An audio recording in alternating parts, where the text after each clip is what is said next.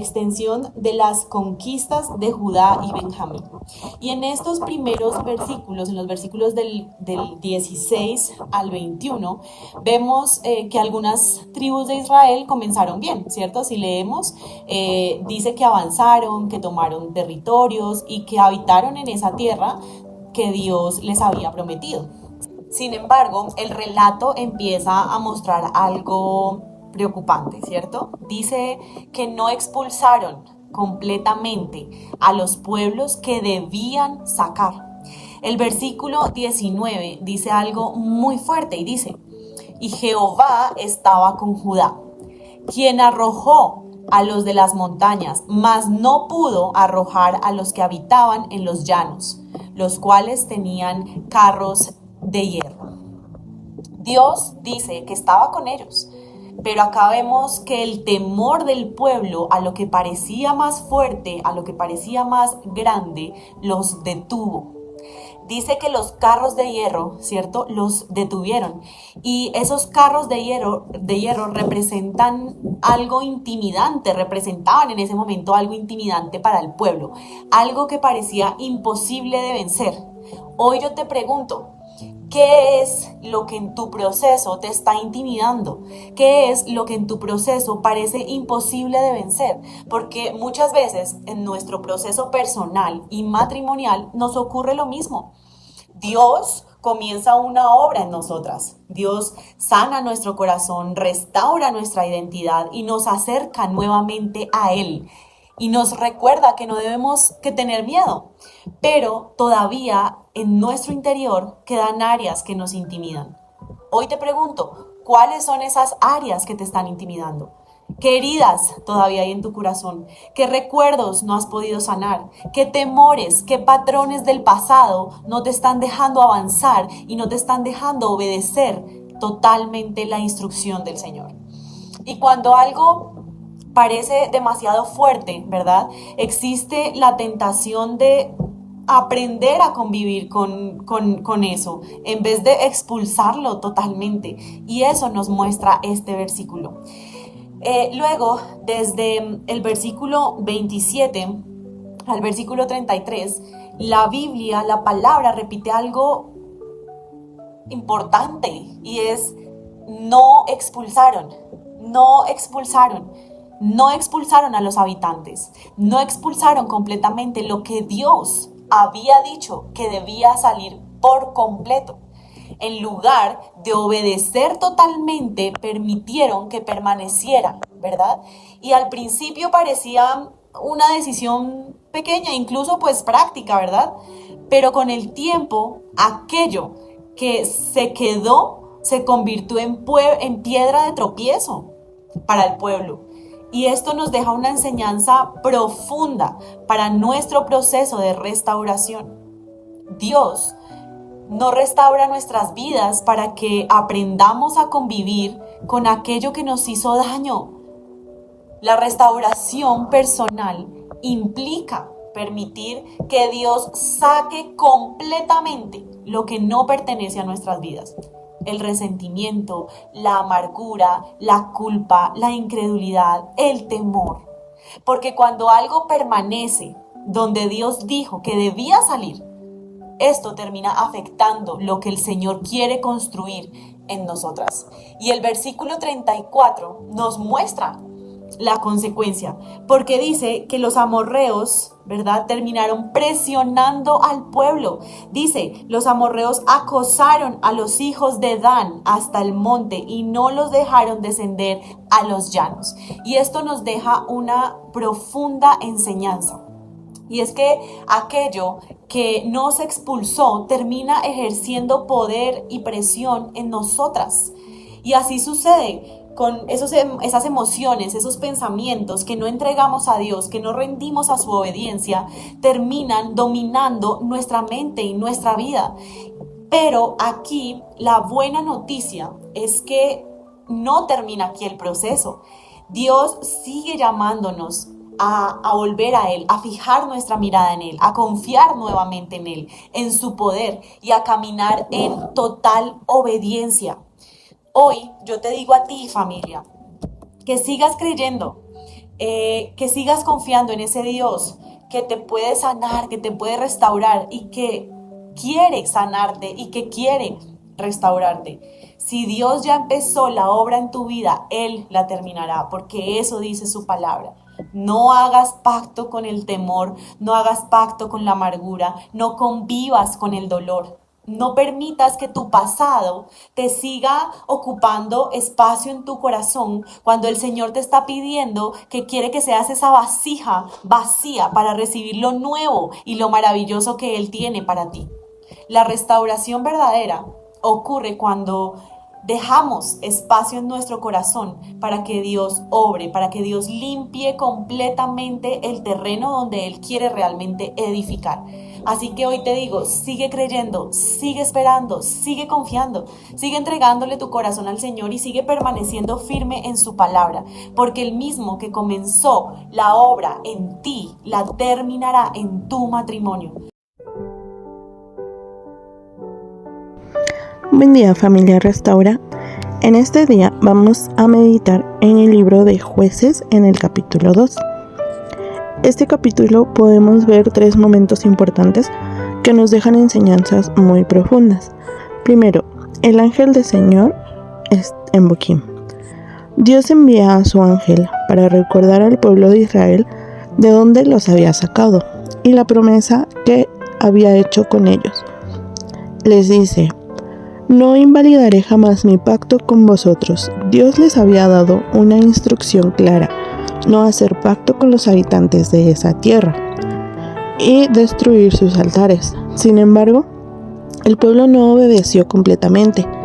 En el versículo 4 leemos que, después de escuchar las palabras del ángel del Señor, el pueblo lloró en gran manera. Por eso es que ese lugar fue llamado Boquim, que significa llanto. Allí ofrecieron sacrificios al Señor. Esto nos muestra algo muy importante. Muchas veces reconocemos nuestro error y lloramos delante de Dios, pero el verdadero cambio viene cuando también decidimos obedecer. En este capítulo también leemos sobre la muerte de Josué y una generación que no conocía a Dios. La Biblia dice que los israelitas sirvieron al Señor durante toda la vida de Josué y de los líderes que sobrevivieron después de él, porque ellos habían visto las grandes obras que Dios había hecho por Israel. Pero después surgió una nueva generación que no conocía al Señor ni recordaba las cosas poderosas que Él había hecho. Entonces Israel comenzó a rendir culto a Baal, algo que desagradó profundamente a Dios. Como consecuencia, cada vez que Israel salía a la batalla, eran derrotados por sus enemigos. Esto me hace reflexionar mucho. Nosotros estamos orando por la restauración de nuestras almas, de nuestros matrimonios y de nuestras familias. También oramos por nuestros hijos, especialmente cuando aún no conocen a Dios. Por eso es importante hablarles de Dios, enseñarles su palabra y sobre todo compartir con ellos lo que Él ha hecho en nuestras vidas. Leer la Biblia juntos, orar juntos y sembrar en ellos el conocimiento de Dios. Porque una generación que no conoce a Dios termina perdiendo el rumbo. Más adelante leemos algo muy hermoso. Entonces el Señor levantó jueces que los librasen de mano de los que les despojaban. A pesar de la desobediencia del pueblo, Dios no los abandonó. En su misericordia levantó jueces para rescatarlos de sus enemigos. Esto nos sigue mostrando el corazón de Dios, que aunque el ser humano falle, Él sigue extendiendo su mano para restaurar. Algo que también me hizo reflexionar es que en muchas ocasiones, cuando el cónyuge regresa o cuando Dios responde una oración, podemos correr el riesgo de olvidar lo que Dios hizo por nosotros y olvidarnos de Dios. Volvemos a poner nuestra mirada en la persona y sin darnos cuenta, el cónyuge ocupa el lugar de Dios que solo le pertenece a Él. Pero la restauración verdadera comienza en el corazón. Cuando el esposo regresa es cuando más debemos permanecer cerca de Dios, no buscarlo solo en momentos de emergencia, sino buscarlo por amor y gratitud. En conclusión, vemos en este capítulo nos enseña 3 cosas muy importantes. a recordar siempre lo que Dios ha hecho en nuestras vidas, a enseñar a las nuevas generaciones quién es Dios y a no poner a nadie en el lugar que solo le pertenece a Dios. Cuando Dios es el centro de nuestro corazón, todo lo demás encuentra su lugar correcto. No basta con haber visto a Dios obrar en algún momento de nuestra vida, necesitamos permanecer caminando con Él cada día. Una generación puede experimentar el poder de Dios, pero si no transmite ese conocimiento, la siguiente generación puede creer sin conocer al Señor ni recordar sus maravillas.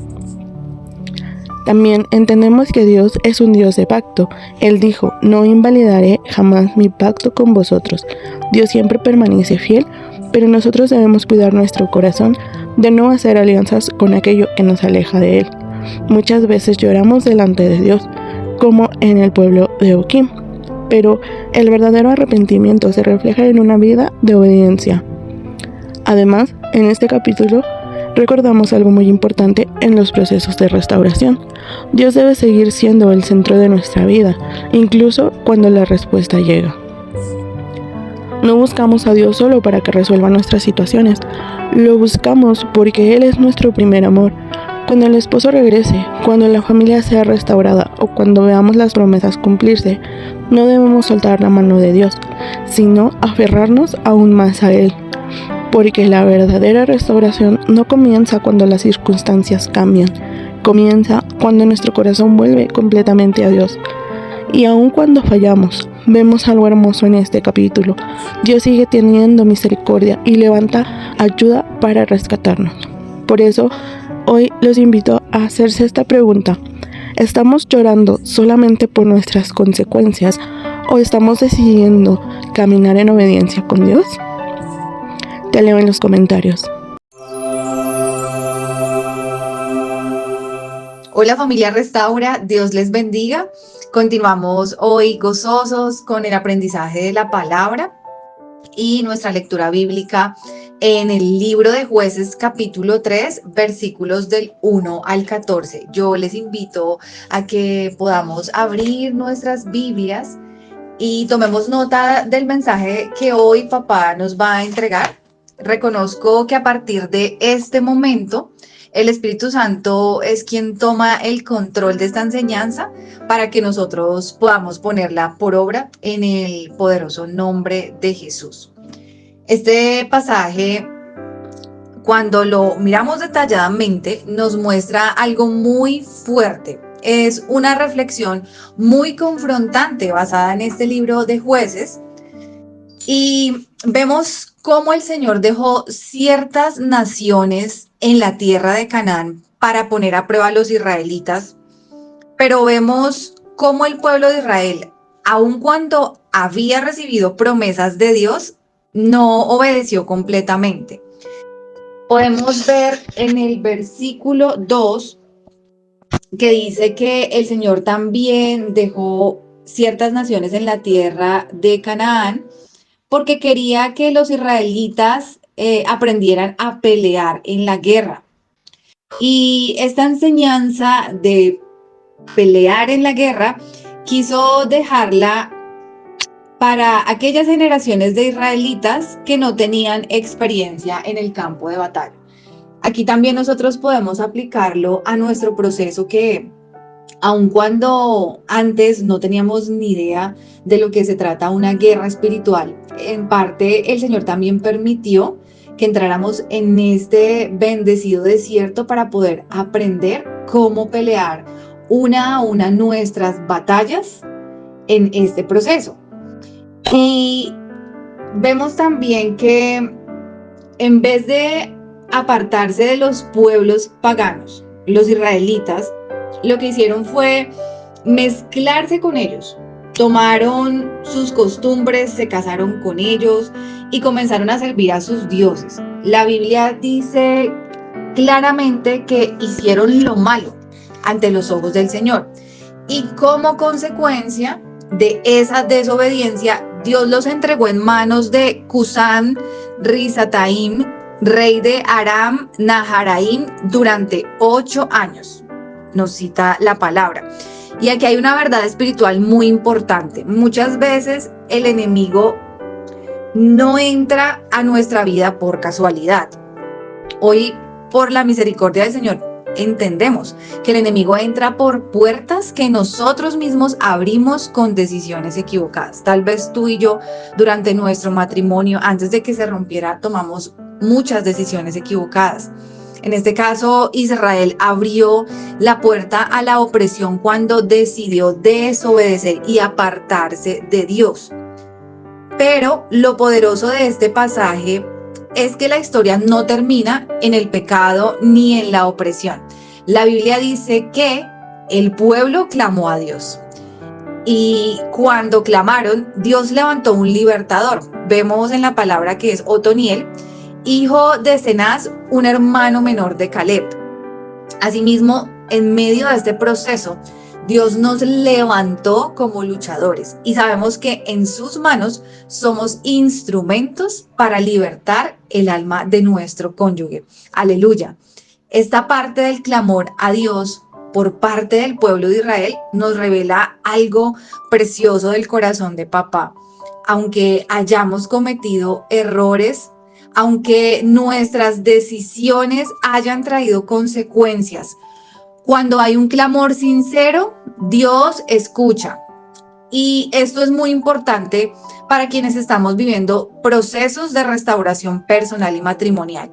A veces en un matrimonio, como les decía, hubo decisiones equivocadas, desobediencia, orgullo, heridas, y todo esto abrió puertas al enemigo. Pero si hay clamor, Dios todavía puede intervenir en nuestro matrimonio, porque Dios no solo corrige, también rescata. Si hoy estás intercediendo por tu matrimonio, por tu familia o por tu restauración personal, recuerda esto: la desobediencia puede traer opresión, pero el clamor activa la misericordia de Dios. Y el mismo Dios que levantó libertadores para Israel puede levantar restauración para tu vida y tu casa. Así que a ti, luchador, te digo, no te rindas. Sigue clamando, sigue buscando a Dios y sigue poniendo por obra uno a uno sus mandatos. Recuerda que en este proceso el Señor demanda de nosotros obediencia, porque cuando el pueblo clama, Dios responde. Cuando Dios decide darte la victoria. Buen viernes para todos, familia Restaura. Hoy vamos a continuar con nuestra lectura y análisis bíblico, en esta ocasión con Jueces capítulo 3, versículos del 15 al 31. En el pasaje del día de hoy podemos ver circunstancias que se repiten mucho a través de la historia del pueblo de Israel. Vemos cómo ellos deciden apartarse del Señor, empiezan a vivir las consecuencias de ello y una vez más se arrepienten y claman a Dios. Pero también vemos cómo el Señor es fiel y misericordioso y éste responde a sus súplicas. Observamos cómo la desobediencia del pueblo de Israel trajo consigo a que el rey Eglón, es decir, el rey de Moab, tuviera al pueblo como esclavos. Estos tenían que estar dándoles tributo a él de forma constante, pero pues esto fue una causa de la desobediencia. Es por ello que ellos deciden arrepentirse, clamar nuevamente al Señor y éste responde a su súplica. Como respuesta, el Señor decidió levantar un libertador. Este fue Ahod. Ahod fue el designado para acabar con la esclavitud de Israel, quitándole la vida pues a su opresor. Podemos leer en este pasaje bíblico cómo el Señor da esa estrategia. Él crea una daga, se la amarra y se la esconde en una pierna, va y entrega el tributo y luego se va. Aparentemente creemos que nada pasó. Sin embargo, él regresa, busca al rey, le comenta que tiene un mensaje secreto para darle y hace que lo dejen a solas con él mismo. Y aquí es cuando se nos relata que Ahod asesina al rey de Moab, clavando la daga de forma tan profunda que ni siquiera se alcanzaba a ver pues la orilla de la daga. Esto hace que sus intestinos sean dañados y pues simple y sencillamente muera. Pero esto no solamente es una historia de la palabra del Señor, tiene un contexto mayor y viene a darnos una enseñanza muy importante. Posteriormente se nos habla de cómo Ahod se dio a la fuga, podríamos decirlo así, o escapó por medio de la letrina que había en la habitación del rey. Y una vez que hizo esto, se reúne con sus compañeros del pueblo de Israel, diciéndoles: síganme, porque el Señor ya nos ha entregado la victoria. Y pues más adelante iremos viendo cómo esta victoria se va a dar. Pero, ¿qué nos enseña este pasaje? Primeramente, que la desobediencia trae consecuencias. Israel se había apartado de Dios y esto trajo consigo maldición y consecuencia. Sin embargo, vemos en el punto número 2 que el Señor es misericordioso y una vez que nosotros nos arrepentimos y decidimos clamar a Él, Este nos escucha y nos da una segunda oportunidad. Podemos observar que cuando el pueblo clamó a Dios, Este le respondió. El Señor no es indiferente a nuestro sufrimiento, pero nosotros tenemos que acercarnos y buscarlo. Y el tercer punto, cuando el Señor decide darte la victoria, Él también hará que las circunstancias se den. En este pasaje podemos ver cómo el Señor todo el tiempo estuvo en control. Dios designó a Og, designó la estrategia de cómo se llevaría a cabo la victoria, pero también hizo que las circunstancias se prestaran para que esta victoria llegara. Esto aplica para cada uno de nosotros y de nuestros procesos. No olvides que la victoria no va a ser en tus fuerzas humanas, sino que el Señor está acomodando todas las circunstancias, aunque nosotros a simple vista no podamos verlas. Esta enseñanza hoy viene a recordarnos algo importante.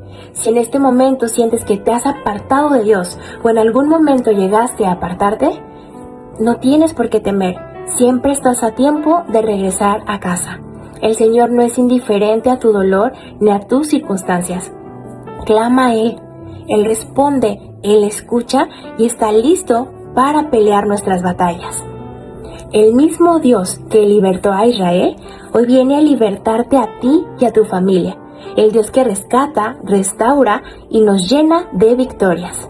Así que recuerda, no es en tus fuerzas. El Señor ya ha planeado la estrategia, está preparando las circunstancias y en un de repente llegará ese momento único para que se dé la victoria. Bendiciones.